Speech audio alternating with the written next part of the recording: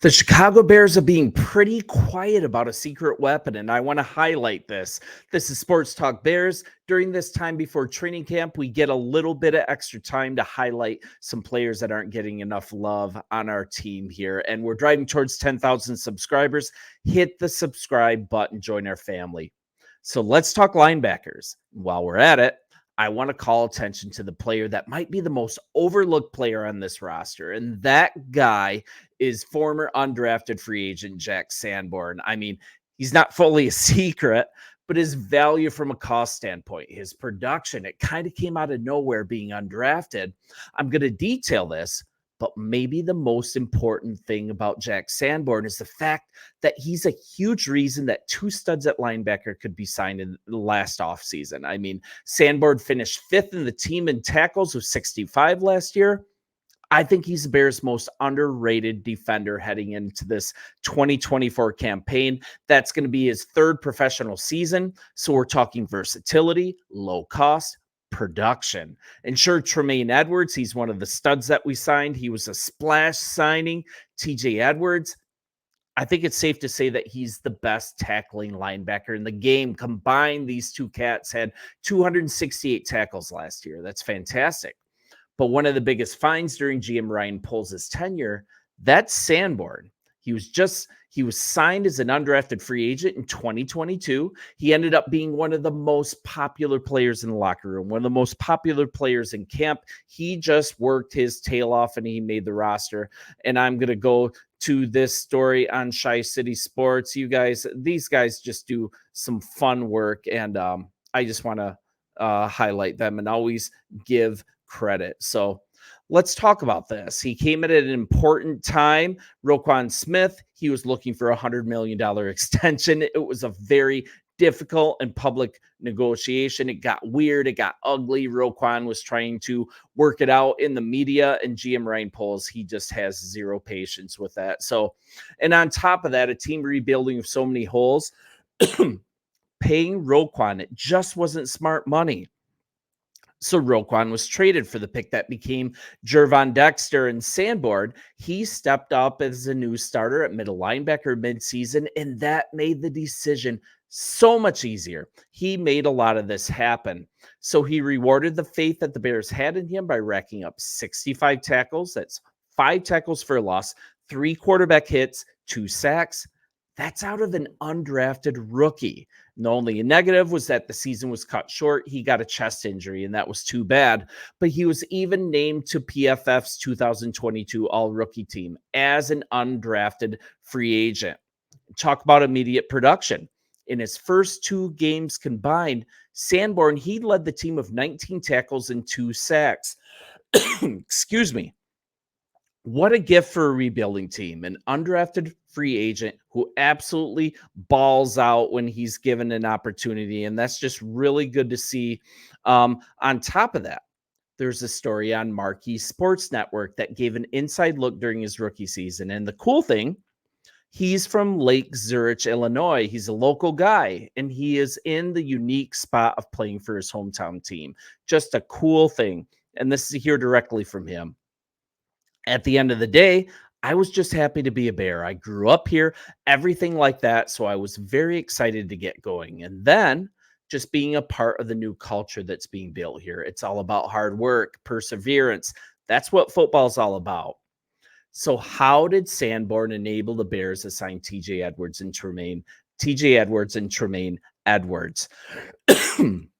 His emergence, it made trading Roquan not hurt so much, right? Instead of paying him $100 million, the Bears were able to put together the superior trio of Edwards, Edmonds, and Sanborn. And Sanborn, he was relegated to fewer snaps in his rookie year last year. Still so incremental in the Bears having the number 1 defense. We're talking about a guy that plays the run like an absolute beast on the strong side. PFF, they assigned Sanborn a stellar run stopping grade of 71.1, just a huge part of the Bears allowing just 86.4 ground yards per game. And the knock on him is that his scoring coverage, it was an acceptable 63.8 with opposing quarterbacks seeing a middle passing rate of like 90.1. So it's not like a stellar rating on coverage, but his versatility, his worth as a well-rounded linebacker. That's a real thing. And now last season, the additions of Edwards and Edmonds shifting him over to Sam linebacker, and he was still the same instinctual, still the same violent player. He started 10 games. Once again, 65 tackles again, a sack, a quarterback hit. He added to that a pick and a couple pass breakups on way fewer snaps than his breakout rookie year. He even showed his worth by starting a couple games for Edmonds. Edmonds had a knee injury, and he ended up starting at Mike linebacker as well. So for those of you that have been paying attention to the theme here, the theme of this team, versatility. And sorry, I'm coming down with something, so I appreciate your patience. He's going to get on the field a lot still in this upcoming year. Eberflus, new defensive coordinator Eric Washington, right? They're going to continue utilizing base defense 4-3 on roughly a quarter of their defensive plays.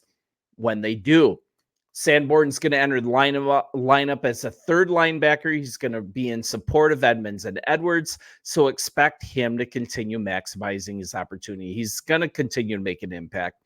And ESPN's Aaron Schatz, he thinks a lot of them. This is straight from Aaron. The Bears use base personnel 23% of the time last season. And third linebacker Sanborn, he was excellent against the run. His average run game tackle came at 2.5 yards. That ranked fifth amongst off-ball linebackers. He also had a sack and good metrics when he had to play in pass coverage. And this is such a gift. GM Ryan Poles, he hits on a player who can start in a pinch and who in NFL terms, he's almost free. It's crazy, and this stuff needs to happen to build a dominant roster. Kudos to the GM, and I want to talk about as well what kind of guy he is, just a good man, his hard work, his leadership. Those were recognized by the team last year. He won the Ed Block Courage Award. What that award is, it's given by each NFL team to one player who best exemplifies the qualities of courage, compassion, commitment, community. These were displayed by Ed Block. He was a former Baltimore Colts trainer. So it's a really cool reward. And Jack, he's excited for the season. And this is what he had to say recently. And I'm going to leave you with this. Expectations are high. Expectations should be high. We want to be the best defense in the NFL or one of the best defenses in the NFL.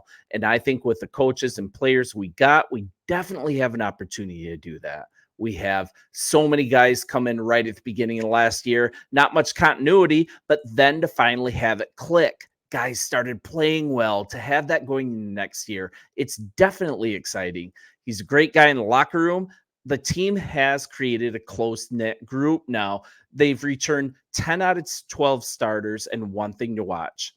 I think he does need to improve his missed tackle percentage. In 2022, when he was in a lot of the action, he was at 4.5%. Last season, less involved in the action. That percentage took a big spike to 14.5%. So that's not really a metric that I'm in love with, but definitely something to watch that he can improve. And I appreciate you guys sticking with me coming down with something. Sorry for the coughing, but you guys are loyal viewers. This channel has built into something special, and I just absolutely love and appreciate each and every one of you. Bear down. I'll see you in the comments. And yeah, it's going to be a great offseason. Training camp is weeks away. See you.